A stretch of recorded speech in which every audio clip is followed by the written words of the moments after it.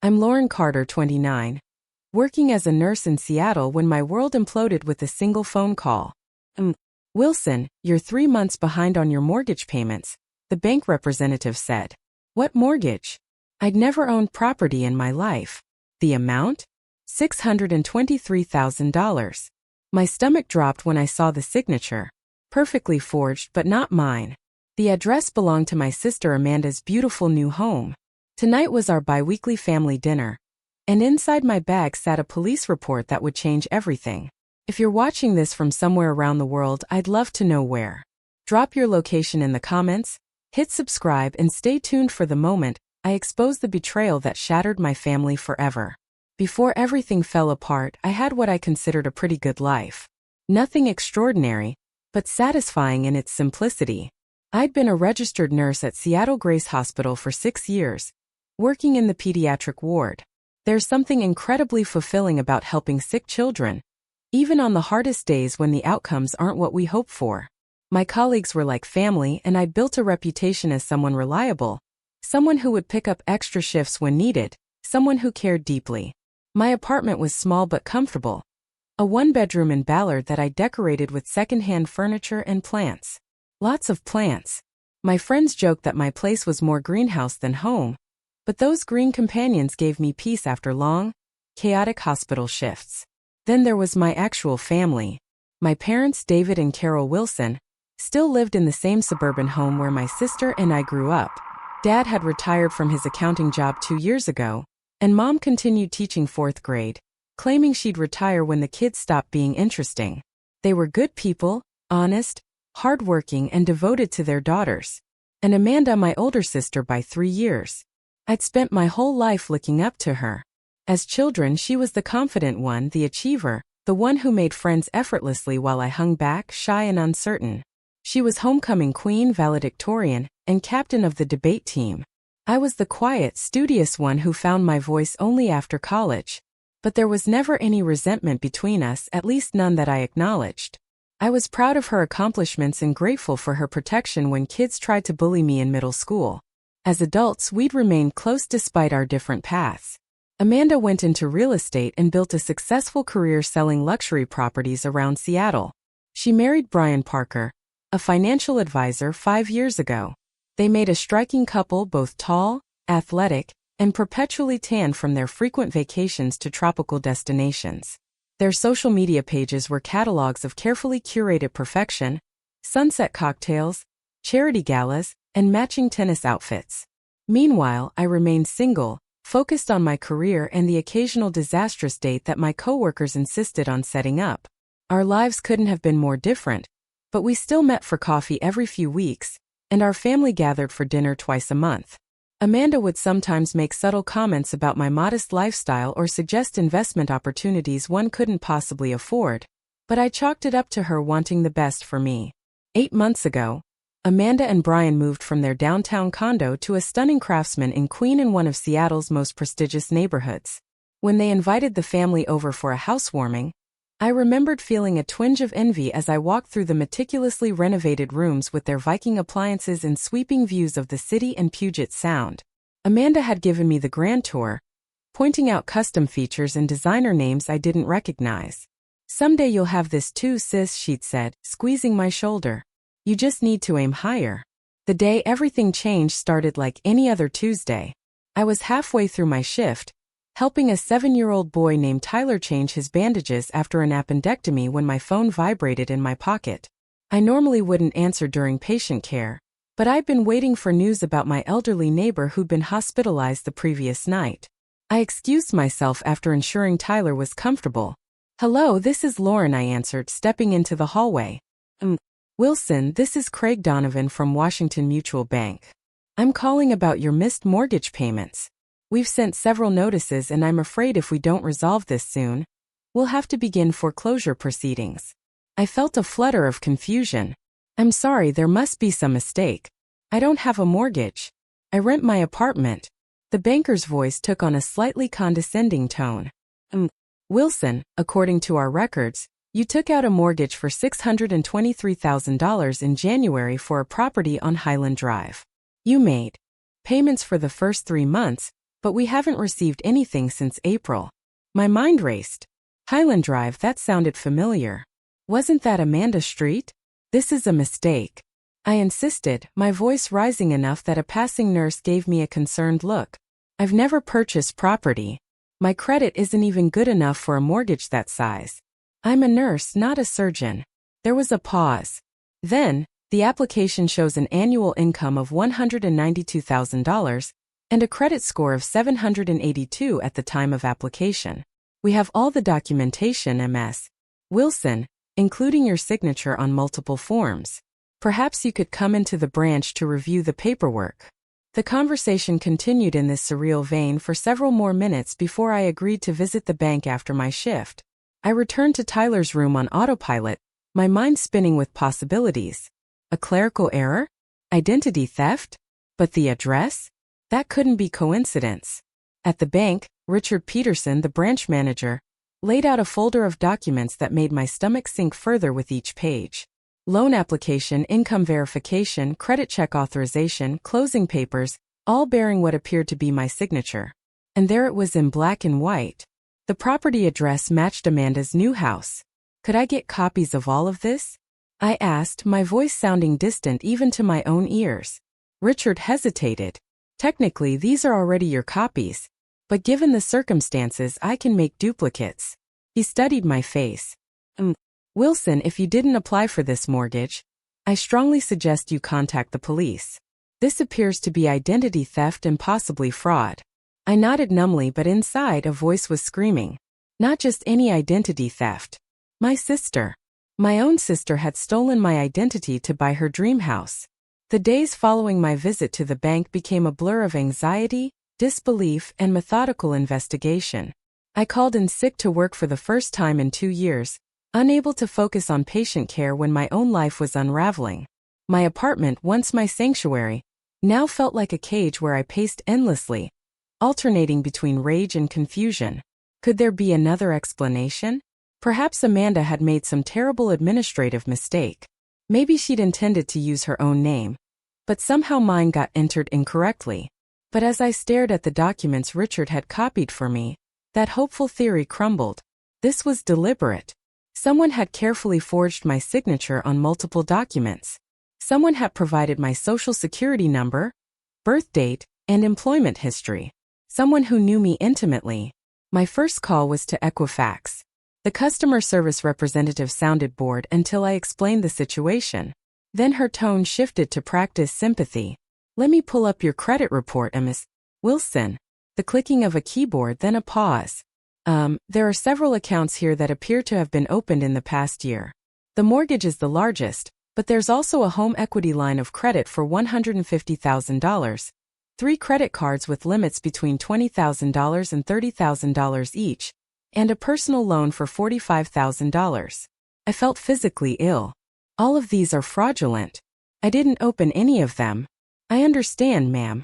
I'm initiating a fraud alert on your account immediately, and I'll send you instructions for filing a formal dispute for each account. You should also contact the other credit bureaus right away. By the end of that day, I'd spoken to all 3 major credit bureaus, placed fraud alerts, and discovered that my credit score, once a respectable 724, had plummeted to 546 due to the missed mortgage payments and maxed out credit cards I knew nothing about. The next morning, I met with Diane Schwartz, a financial advisor recommended by a colleague. Her office was warm and inviting, but nothing could ease the knot of dread in my stomach as I slid the bank documents across her desk. This is definitely identity theft, she confirmed after reviewing everything. And I have to say it's quite sophisticated. Whoever did this knew exactly what information would be needed to pass verification checks. It was my sister, I said, speaking the accusation aloud for the first time. The house is hers. She's living in it right now. Diane's expression shifted from professional concern to genuine shock. That complicates things. Family fraud is unfortunately common, but it presents unique challenges, both legally and emotionally. What should I do? Legally, it's clear. You need to file a police report. Without that, the banks won't recognize you as a victim rather than a participant. But I understand if you're hesitant to potentially send a family member to jail. I was hesitant. Despite the mounting evidence, I still couldn't fully process that Amanda, my protector, my role model, would do this to me. There had to be more to the story. Before going to the police, I decided to gather more information. I contacted a handwriting expert named Marcus Bell, who compared the signatures on the mortgage documents to samples of my actual signature from my passport and work documents. These are forgeries, he concluded after careful examination. Good ones, but forgeries nonetheless. See these pressure points? And the slight hesitation in the loop of the H? The forger was trying to be careful, to mimic rather than write naturally. Could you testify to that if needed? I asked. Marcus nodded. I'd need to do a more formal analysis, but preliminarily, yes. Next, I began investigating Amanda's finances, which proved more difficult. As her sister, I had no legal right to her financial information. But through social media and casual conversations with mutual friends, I pieced together troubling patterns. Despite their apparent wealth, Amanda and Brian had been facing financial difficulties for at least 2 years. Her real estate business had suffered during a market downturn. Brian had left his previous firm under circumstances no one would discuss clearly, and his new independent advisory business wasn't attracting the high net worth clients he'd anticipated. Yet their lifestyle hadn't changed. If anything, they'd become more extravagant, with a new boat and membership at an exclusive country club.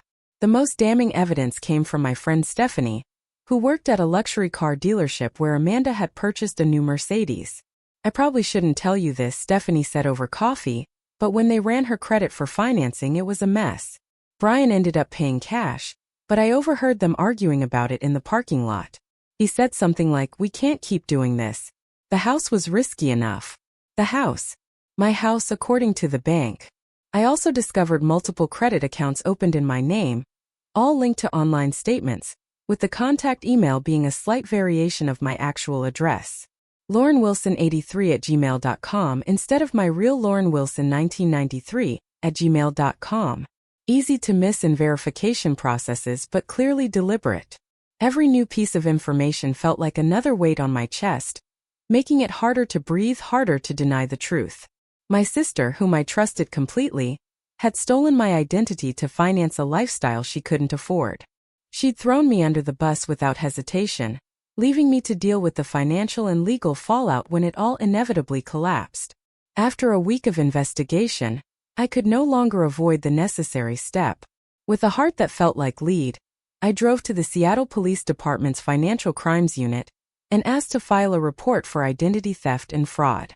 The Seattle Police Department's Financial Crimes Office was nothing like the dramatic police stations from TV shows. Instead, it occupied part of a nondescript municipal building with fluorescent lighting and outdated furniture. I sat in a hard plastic chair for nearly an hour before a detective could see me clutching a folder containing all the evidence I'd gathered. Lauren Carter? A woman in her 40s with short brown hair and tired eyes approached. "I'm Detective Rachel Thompson. Sorry about the wait. Follow me." She led me to a small interview room with a table, 3 chairs, and absolutely nothing else except a wall-mounted camera in the corner. Detective Thompson noticed me eyeing it. "Standard procedure," she explained. "Helps protect both you and us. Now, I understand you're here to report identity theft." "Yes," I said, my voice smaller than I intended. "By my sister." Something flickered in Detective Thompson's expression, surprise, maybe even sympathy, before her professional demeanor returned. "I see. That's unfortunately more common than you might think. Tell me everything from the beginning." For the next 2 hours, I walked her through the whole story.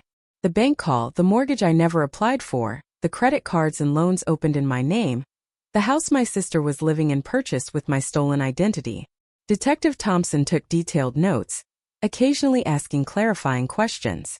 She seemed particularly interested in the timeline and how Amanda might have obtained my personal information. "Do you share any financial accounts? Safety deposit boxes? Has she ever lived with you as an adult?" "No to all of those. But we're close, or I thought we were. She's been to my apartment countless times. My important documents are in a file cabinet in my home office. Not locked." I felt foolish admitting this. I never thought I needed to protect myself from my own sister. Detective Thompson's expression softened slightly. "No one expects this from family. It's not your fault. After I finished my account, she leaned back in her chair. Wilson, I want to be clear about something. Filing this report means we will investigate fully. And if the evidence supports your claims, your sister could face serious criminal charges. Identity theft and mortgage fraud are felonies. She could go to prison. Are you prepared for that? The question hit me like a physical blow. Was I prepared to be responsible for sending Amanda to prison? For destroying her life, her marriage, her career? I thought about our childhood, how she taught me to ride a bike, helped me with homework, stood up for me against bullies. I thought about our parents who would be devastated. But then I remembered my ruined credit score. The $623,000 debt in my name. The violation of trust so profound I could barely comprehend it. Yes, I said finally. I need to protect myself. If she faces consequences for what she did, that's her responsibility, not mine. Detective Thompson nodded. I understand this is difficult. We'll handle the investigation with discretion, but I can't promise confidentiality, especially if charges are filed. These cases become public record. I understand. She pushed a form across the table. This is the official identity theft report. Read it carefully before signing. As I signed the report, my real signature, not the forged one on the mortgage documents, I felt a strange mix of relief and dread. The machinery of justice was now in motion, and I couldn't stop it even if I wanted to. Stephanie was waiting for me in the lobby. I'd asked her to come for moral support, knowing I'd need a friendly face after taking such a momentous step. How did it go? She asked, pulling me into a hug.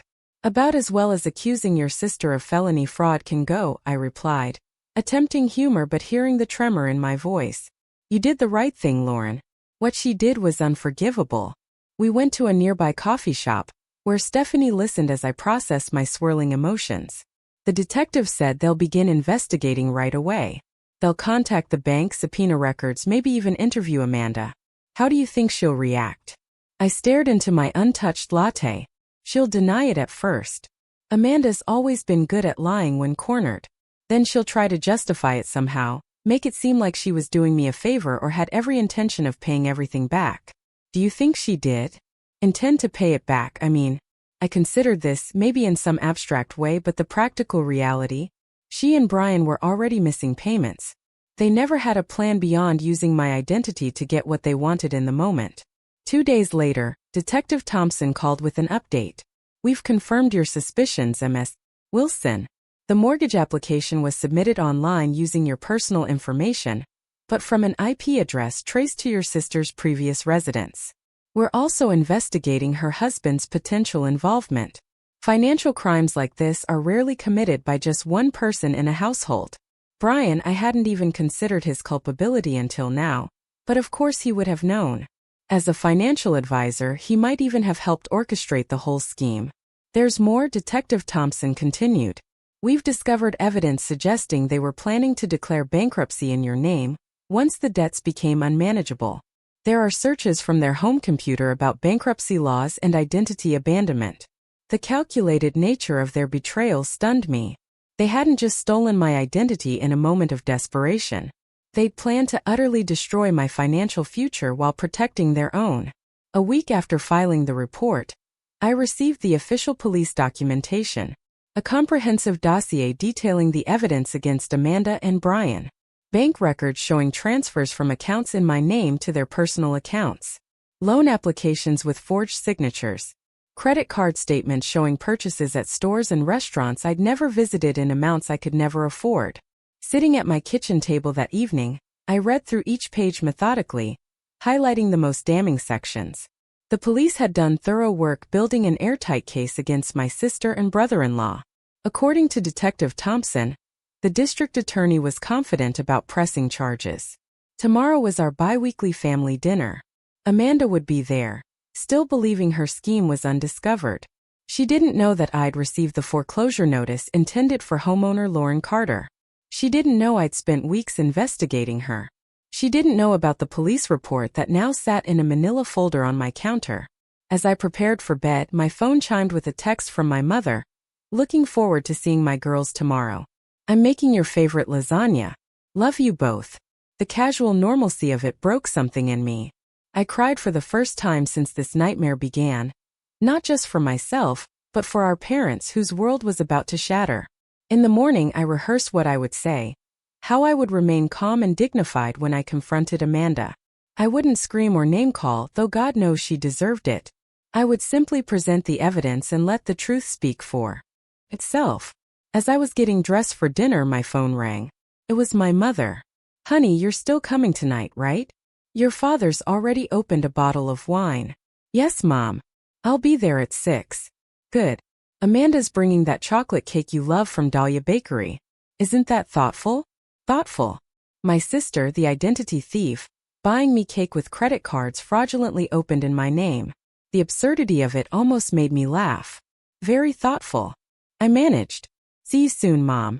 I tucked the police report into my bag and headed out the door, steeling myself for the confrontation that would forever change our family. I spent nearly an hour deciding what to wear to the dinner, a strange fixation given the circumstances, but somehow it felt important. I settled on a simple navy dress, professional and serious. Not my usual casual attire for family gatherings, but this was no ordinary dinner. I applied my makeup carefully, determined that Amanda wouldn't see how much she'd hurt me. I wouldn't give her the satisfaction. As I drove to my parents' home in Bellevue, memories flooded back of happier family dinners. Mom's birthday last year, when Amanda and I had coordinated to surprise her with tickets to see Hamilton. Christmas 2 years ago, when Dad had gotten tipsy on eggnog and started singing carols in an operatic voice until we were all crying with laughter. Countless Sunday dinners where we'd shared stories, advice, and gentle teasing. Tonight would be the last of those dinners, at least in any form I recognized. After tonight, nothing would ever be the same. I parked a block away, needing a moment to compose myself before entering. As I walked toward the house, I spotted Amanda's white Range Rover in the driveway, the same Range Rover she'd proudly shown off 3 months ago, claiming it was a reward she'd given herself for closing a big property deal. Had that been a lie too? Was it purchased with fraudulent credit in my name? The familiar smell of my mother's lasagna greeted me as I approached the front door. For a second I considered turning around, driving home, pretending I'd fallen ill. I could confront Amanda privately, give her a chance to make things right without public humiliation. But then I remembered the bankruptcy searches Detective Thompson had mentioned. Amanda and Brian had planned to leave me financially ruined while they walked away unscathed. They deserved no mercy. I rang the doorbell, feeling the weight of the police report in my bag like a brick. "Lauren." My mother opened the door, beaming. At 62, Carol Wilson remained vibrant and active, her gray hair cut in a stylish bob, her face lined but radiant. She pulled me into a hug. "You look beautiful but so serious. Everything okay at the hospital?" "Everything's fine, Mom," I lied, returning her hug. "Just tired from a long week." Inside, my father was in his usual spot, comfortable in his recliner with a glass of red wine. He stood to embrace me. "There's my girl. Want some wine? Is that Oregon Pinot you like?" "Thanks, Dad. That would be nice." From the kitchen I heard Amanda's laugh, bright and musical as always. She appeared in the doorway, wearing an expensive-looking cream blouse and tailored pants, her blonde hair perfectly styled, her smile dazzling. "Lauren." Finally, I was telling Mom about this incredible patient success story I heard from Dr. Garner at the club. "You should talk to him about potential positions in his practice. The benefits are amazing." The audacity stunned me. Here she was, having stolen my identity, offering career advice as if she had my best interests at heart. I forced a smile. "I'm happy where I am, thanks." If she noticed my coolness, she didn't show it. Brian's out back, helping Dad with the grill. Mom insisted on both lasagna and steaks tonight. We're going to be eating leftovers for days. My sister-in-law, Jessica, arrived next with my brother, Mark, and their 2 children. Jessica immediately commented on Amanda's house, having visited recently for a play date with the kids. "That sunroom is absolutely to die for, Amanda. The way the light comes in during the afternoon. Perfect for plants. Lauren, you should see it with all your green thumb knowledge. Your sister has turned it into this gorgeous reading nook." Amanda shot me a quick, almost imperceptible glance before jumping in. "Oh, we're still working on it. The renovation is taking forever. Contractors, am I right?" I bit my tongue. That sunroom, like the rest of the house, had been purchased with my stolen identity. Dinner proceeded with excruciating normalcy. Dad carved the steaks while Mom served generous portions of lasagna. Wine flowed freely. Mark talked about his new project at the architectural firm. The kids chattered about school and soccer. Amanda expertly deflected any questions about their finances or the house, always steering the conversation to someone else's affairs. "Lauren, you're quiet tonight," my father observed as we neared the end of the main course. "Rough week." I set down my fork carefully. "You could say that. Anything you want to talk about?" Mom asked, her forehead creasing with concern. Amanda jumped in before I could respond. "Oh, leave her be, Mom. Not everyone needs to process everything out loud like me." She laughed, flipping her hair. "Some people just need to mull things over privately." The irony was almost too much. Here was Amanda, who had committed crimes that would soon become very public record, advocating for my privacy. "Actually," I said, meeting my sister's eyes directly, "there is something I need to discuss with all of you." A flicker of unease crossed Amanda's face, quickly replaced by her usual confident smile. "Sounds serious. Let's at least have dessert first. I brought that chocolate mousse cake from Dahlia that you love, Lauren." "That can wait," I said firmly. The table fell silent. Even the kids sensed the sudden tension, their playful banter ceasing. "Mark, why don't you take the children into the living room?" my mother suggested, her instincts for family drama finely tuned after decades of mediating between siblings. "I think they've been promised some screen time." Once the children were settled with tablets in the other room, I reached into my bag and pulled out the manila folder. My heart pounded so loudly I was certain everyone could hear it. Amanda's eyes fixed on the folder, her smile faltering slightly. "What's that, honey?" my father asked. I took a deep breath. The moment had arrived. There was no turning back. "This," I said, placing my hand on the folder, "is a police report." The silence around the table deepened. My mother's eyes widened. My father set down his wine glass carefully. Brian, who had been largely quiet throughout dinner, suddenly looked alert, his gaze darting between the folder and Amanda. "A police report," my mother echoed. "Lauren, what happened? Are you all right?" "I'm not all right, Mom. I've been the victim of a crime." I looked directly at Amanda as I slid the folder across the table toward her. "Identity theft and fraud, to be specific." Amanda didn't touch the folder. Her face had gone very still, her usual animated expressions frozen. "What are you talking about?" she asked, her voice unnaturally high. "Open it," I said quietly. Brian placed his hand on Amanda's arm. "Maybe we should discuss this privately, Amanda." "There's nothing to discuss," she responded quickly, still not touching the folder. "Lauren's obviously confused about something." My father, never one for tension or confrontation, tried to lighten the mood. "Is this some kind of joke, girls? Because I'm not following." "It's not a joke, Dad." I reached across the table and flipped open the folder myself, revealing the first page of the police report with its official letterhead and case number. 2 weeks ago, I received a call from Washington Mutual Bank about missed mortgage payments on a $623,000 loan I never took out for a house I've never owned. At 4872 Highland Drive, my mother gasped softly, "But that's Amanda and Brian's address." I finished for her. The dream house they've been showing off to everyone for months was purchased through a mortgage fraudulently obtained in my name, along with a home equity line of credit, 3 credit cards, and a personal loan, all maxed out, all in default. All eyes turned to Amanda, whose face had drained of color. For several seconds no one spoke. Then Amanda laughed, a brittle, forced sound. "This is ridiculous. There's obviously been some kind of mistake. A bank error." "The police don't think so," I interrupted. "Neither does the handwriting expert who confirmed the forged signatures. Neither does the IP address evidence showing the mortgage application was submitted from your old condo." Brian abruptly stood up. "We should go, Amanda. We don't have to listen to these accusations." My father found his voice, deep and trembling with anger. "Sit down, Brian. Both of you need to explain what the hell is going on." Amanda's demeanor suddenly shifted.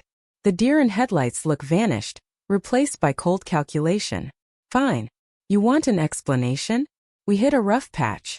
Brian's firm collapsed when his partner embezzled funds. My commissions dried up during the market correction. We were about to lose everything we'd worked for. "So you decided to steal my identity?" I asked incredulously. To saddle me with over $800,000 in debt I knew nothing about? It was supposed to be temporary. Amanda's voice rose.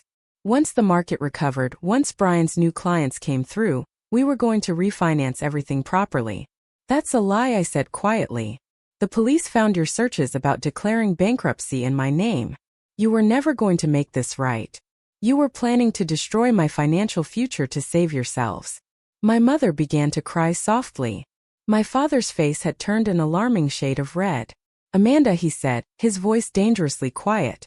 Tell me this isn't true. Tell me you didn't do this to your sister. For a moment, Amanda seemed on the verge of another denial. Then her shoulders slumped. We were desperate. You don't understand what it's like having achieved a certain lifestyle, certain status, and then watching it all slip away. People were counting on us to be successful. Clients, friends, family, everyone. I was counting on you to be my sister, I said, my voice breaking. To love me, not betray me.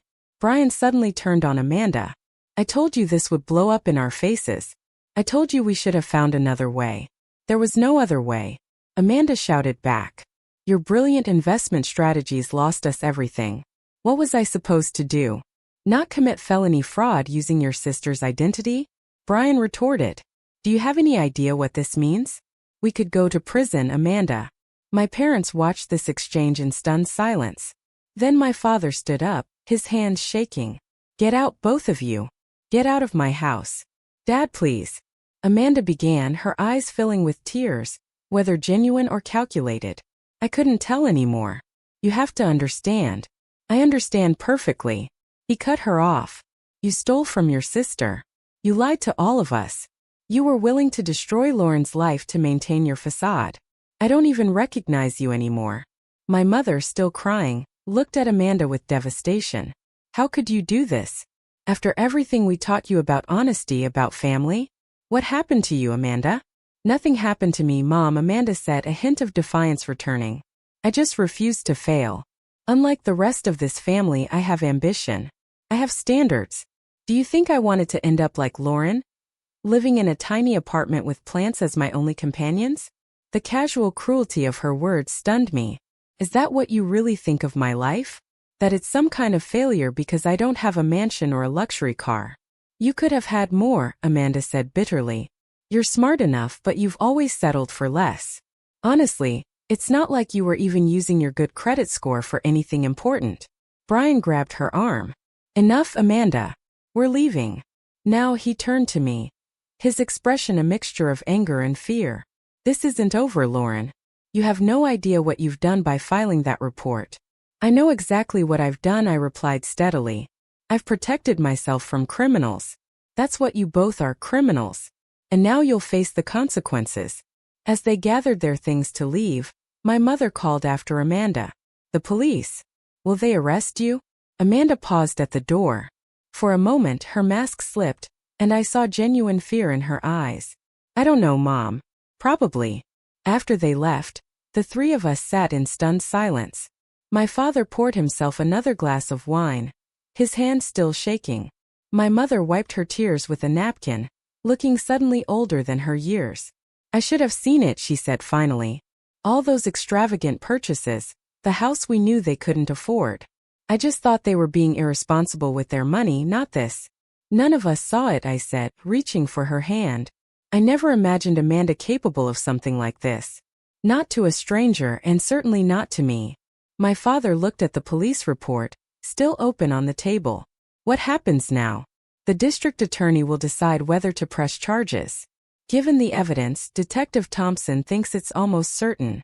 Amanda and Brian will be arrested, probably within the week. And the debts? My father asked, ever the accountant. The mortgage, the credit cards. I'm working with the banks to clear my name.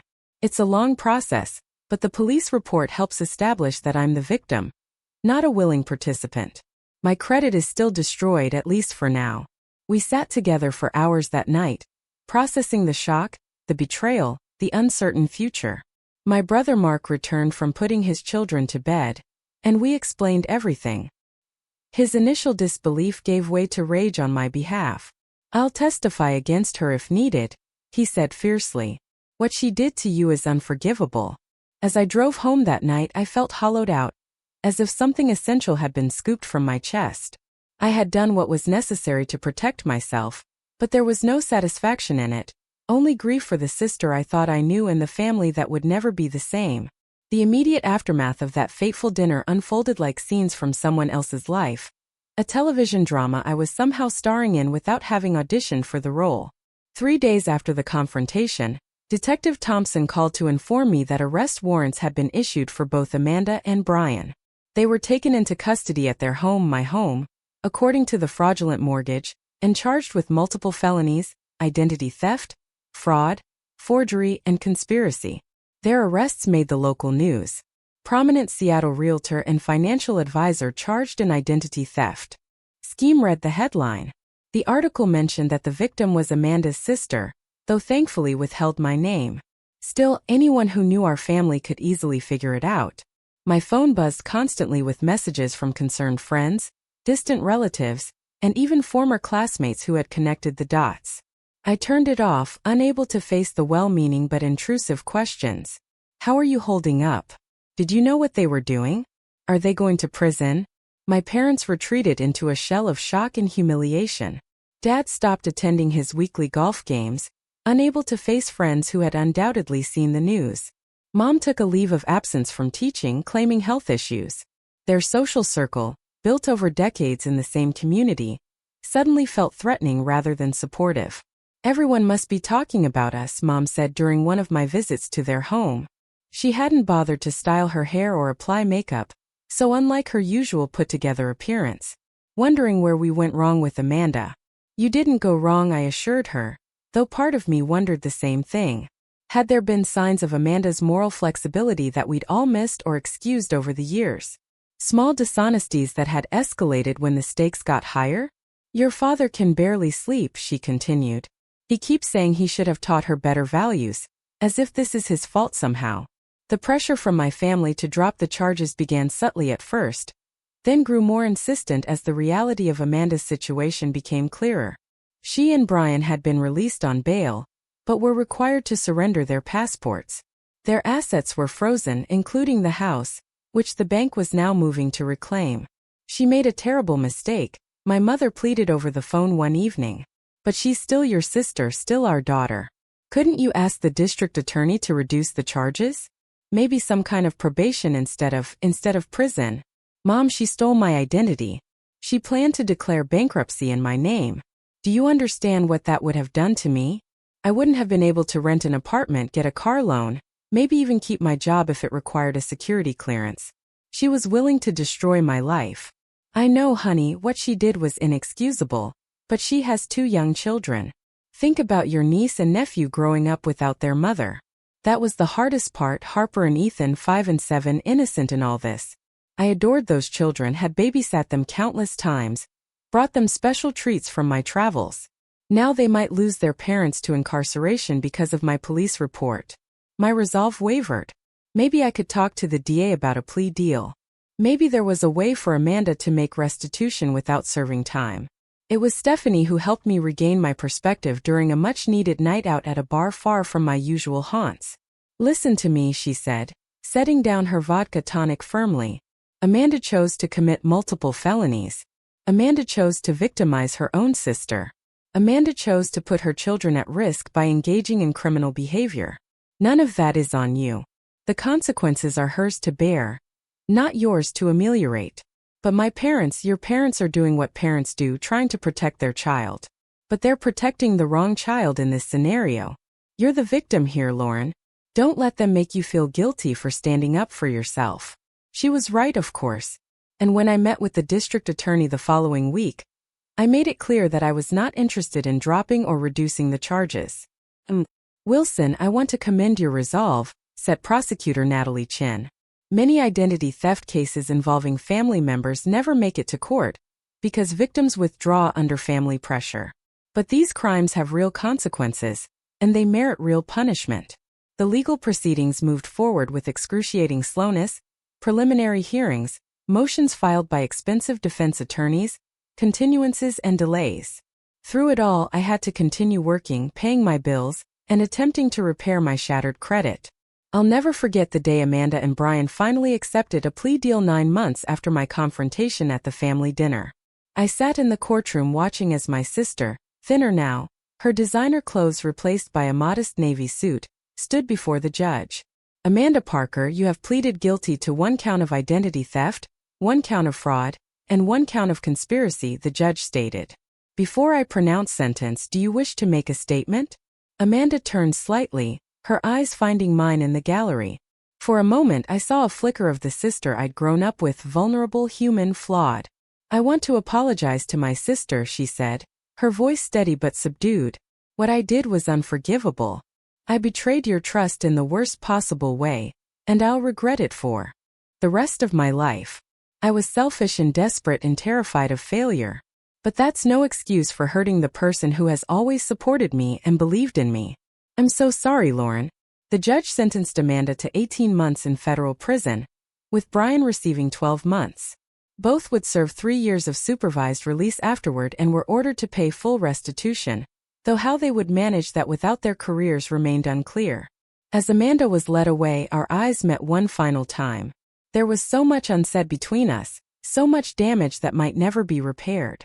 I didn't know if I could ever forgive her, but in that moment, I acknowledged the complexity of my feelings, the anger and betrayal intertwined with memories of shared childhood, of love that had been real despite everything that came after.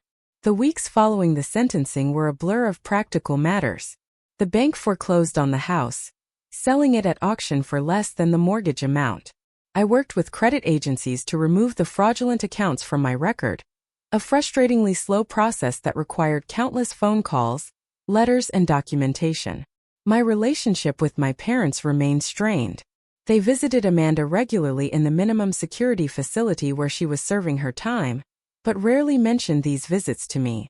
We tried to maintain some semblance of family connection, but our conversations were superficial, carefully avoiding the elephant in the room. Thanksgiving came and went, the first one in my memory without a full family gathering. My parents invited me, but I declined, spending the holiday with Stephanie's family instead. Christmas was equally fractured. I dropped gifts for my parents at their home, but didn't stay for dinner. The traditions that had anchored our family life for decades had been shattered along with our trust. The day the bank finally removed the fraudulent mortgage from my credit report felt like emerging from a long, dark tunnel. My credit score was slowly recovering, though financial experts warned it might take years to fully restore. I'd moved to a new apartment, wanting a fresh start in a place untainted by memories of betrayal. As winter turned to spring, I received an unexpected letter, not from Amanda, who had written several times with apologies I wasn't ready to accept, but from my niece Harper. In wobbly handwriting on pink paper, she had written, "Dear Aunt Lauren, I miss you a lot. Grandma says you're mad at Mommy because she did something bad. I'm sometimes mad at Mommy too, like when she wouldn't let me have 2 desserts. But I still love her. Do you still love her? Can you come see me and Ethan? We have a new apartment, but it's small and doesn't have a garden like the big house. Love, Harper." The innocent perspective of a child who couldn't possibly understand the magnitude of what had happened brought tears to my eyes. Whatever my feelings toward Amanda, Harper and Ethan were innocent casualties of their parents' crimes. They deserved an aunt who loved them, even if that love had to be carefully separated from the betrayal of their mother. I called my parents that evening and asked if I could visit the children. The relief in my mother's voice was palpable. "They ask about you all the time," she said. "We've been caring for them while Amanda and Brian are away. They would love to see you." That weekend visit with my niece and nephew became the first tentative step toward healing. Not forgiveness exactly, but a recognition that family bonds, even when severely damaged, don't simply disappear. They transform, requiring new boundaries, new expectations, new definitions of trust. The day Amanda's house was finally sold at foreclosure auction, I drove by one last time. Another family's moving truck was parked in the driveway, children running excitedly across the lawn that had briefly, on paper, been mine. I felt no attachment to the property that had caused so much pain, only a sense of closure as I drove away. Some betrayals change you forever. I would never again be the trusting, somewhat naive person I was before discovering my sister's fraud. But as I worked to rebuild my finances and reconfigure my family relationships, I began to recognize that surviving betrayal had revealed a strength I hadn't known I possessed, the courage to stand up for myself, to set boundaries, to demand respect even from those I loved. 6 months after Amanda began serving her sentence, the foreclosure sign came down from in front of the Highland Drive house. Another family moved in, unaware of the drama that had unfolded within those walls. I drove past occasionally, feeling a strange mix of emotions, not regret or envy, but something more complex. The house that had symbolized my sister's betrayal was now just a house again, inhabited by people who had no connection to our family's pain. 6 months after Amanda began her prison sentence, I was finally starting to see tangible improvements in my life. My credit score, while not fully recovered, had climbed back into the fair range. The fraudulent accounts had been removed from my record, though explanatory notes remained that would require clarification for years to come whenever I applied for credit. I had settled into my new apartment, smaller than my previous one, but in a building with better security, including a locked mailbox that only I could access. The paranoia lingered, a constant companion I was learning to manage rather than eliminate. My weekly therapy sessions with Dr. Elaine Winters had become a cornerstone of my recovery.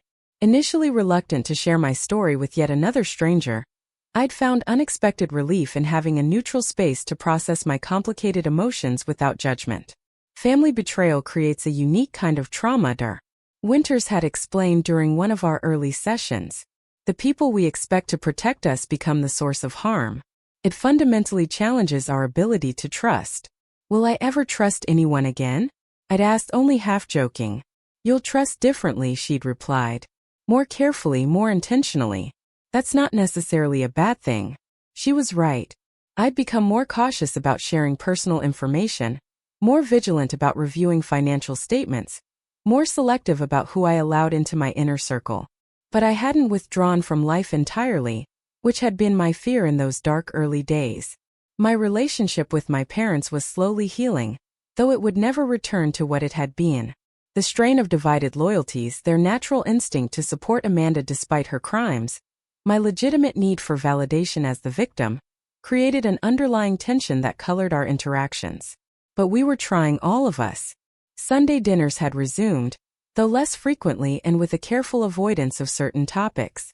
Your father and I visited Amanda yesterday, my mother mentioned during one such dinner, watching my face carefully for a reaction. How is she? I asked, surprised by my own genuine curiosity. Managing. Teaching an ESL class to other inmates. She asked about you. I nodded but offered no response. I still wasn't ready to visit Amanda, to face her across a prison table and hear more apologies that couldn't undo what she'd done. Maybe someday, but not yet. My father, who had been mostly silent on the subject of Amanda for months, suddenly spoke up. She's different in there. Humbled. I think she's finally understanding the magnitude of what she did to you. It was the first time he had so clearly acknowledged me as the victim rather than focusing on Amanda's suffering. The validation, though long overdue, meant more than I could express. Thank you for saying that, Dad, I said quietly. The most unexpected support came from extended family, who had seemed distant or judgmental in the immediate aftermath of the scandal. My cousin Rachel, who I'd never been particularly close to, reached out with a surprising revelation. I never told anyone in the family, she confided over coffee, but my college roommate stole my identity. Opened credit cards, ran up thousands in debt. I know something about what you've been through. What did you do? I asked. Pressed charges just like you. Lost friends who thought I was overreacting. Never regretted it for a minute.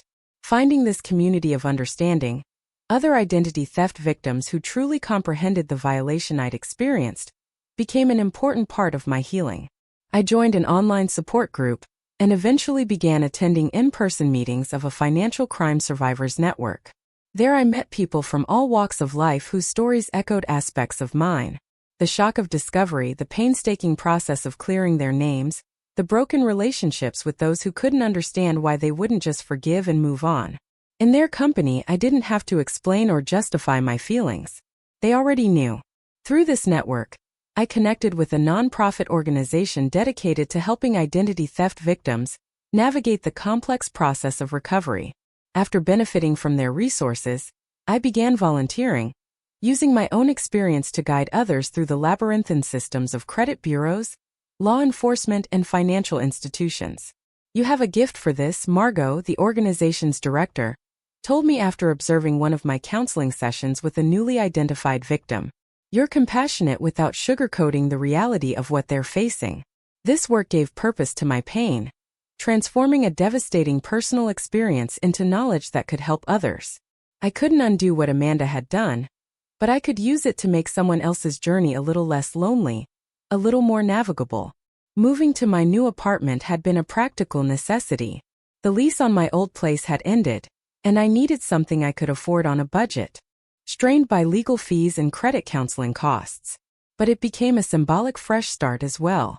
I filled it with plants as always, but also with new furniture that held no memories of my pre-betrayal life. I installed a small home office with a locking file cabinet for important documents, not because I expected another family member to steal my identity, but because the experience had taught me the value of prudent protection. When Amanda had been incarcerated for nearly a year, I received a letter that stood out from her previous attempts at communication. Unlike her earlier apologies, which had focused on her remorse and suffering, this one acknowledged the specific harm she had caused me. "I've been working with a therapist here," she wrote. "She's helping me understand that true accountability means recognizing not just that I did something wrong, but exactly how my actions hurt you. I stole more than your identity, Lauren. I stole your sense of security, your trust in family, your belief in my love for you. I can't undo that harm, but I want you to know that I see it clearly now. I'm not asking for forgiveness. I'm not even asking for a response.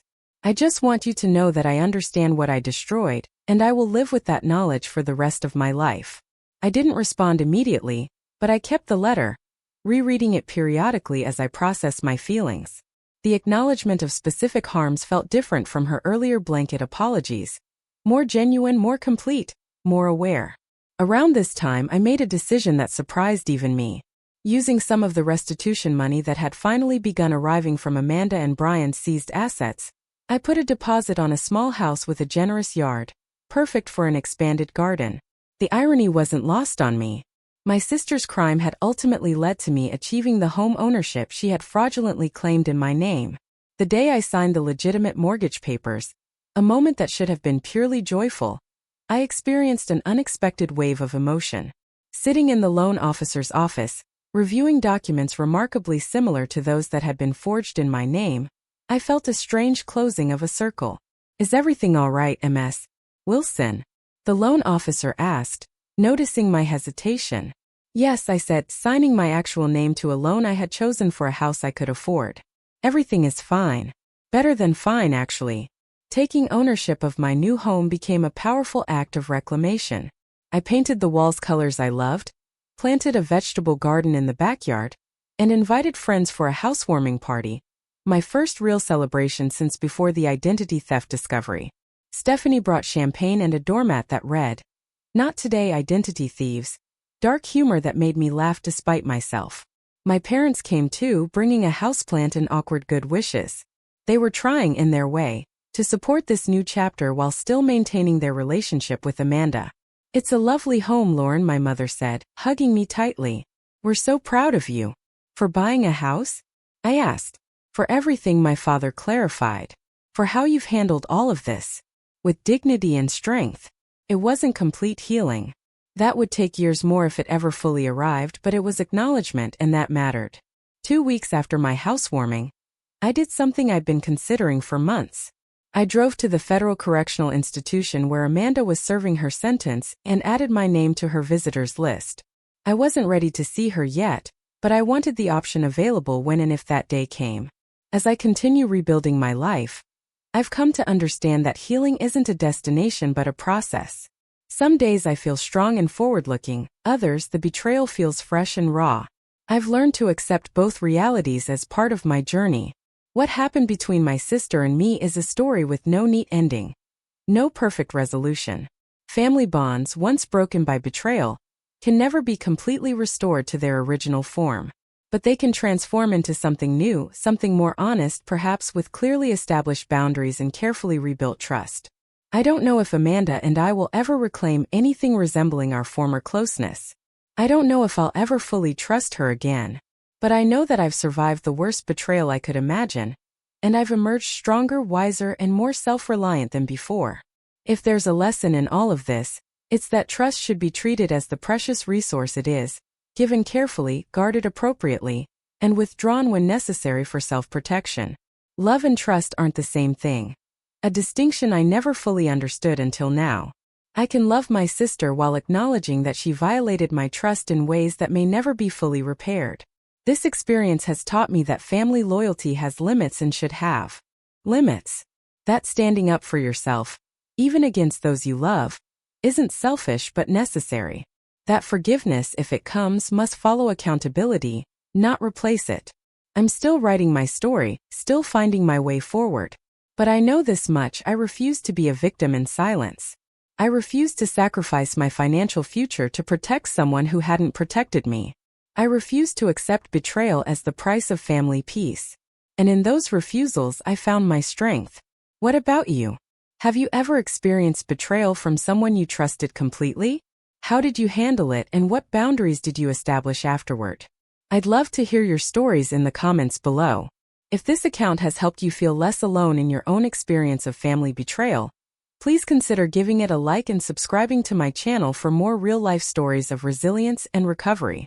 Share with someone who might be struggling with similar issues. Sometimes knowing others have walked the same difficult path can make all the difference. Thank you for listening to my story, and remember, protecting yourself isn't selfish, it's necessary for survival and eventual healing.